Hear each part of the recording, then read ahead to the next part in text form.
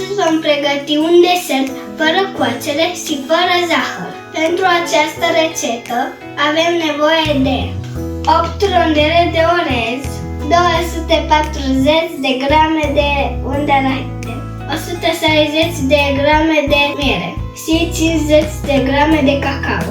Prima dată sfărâmăm rondelele.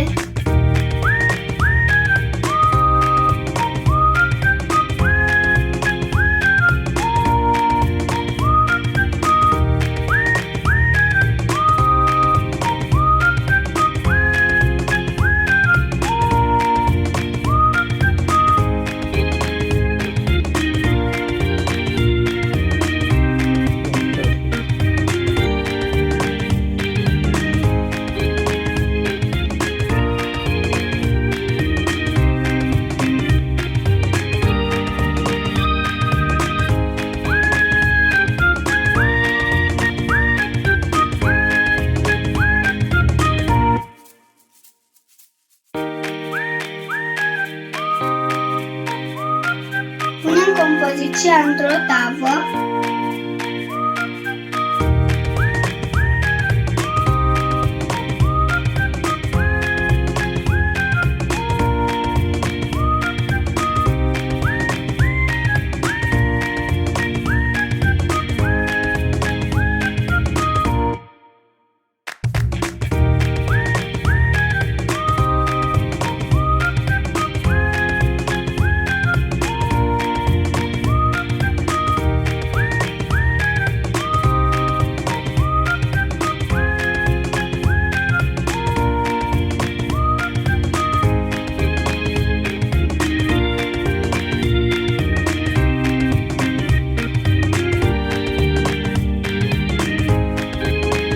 Pentru acest topping am folosit 200 de grame de ciocolată și o bucățică de unt.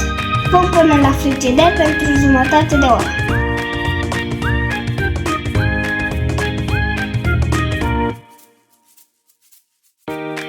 Vă urez poftă bună!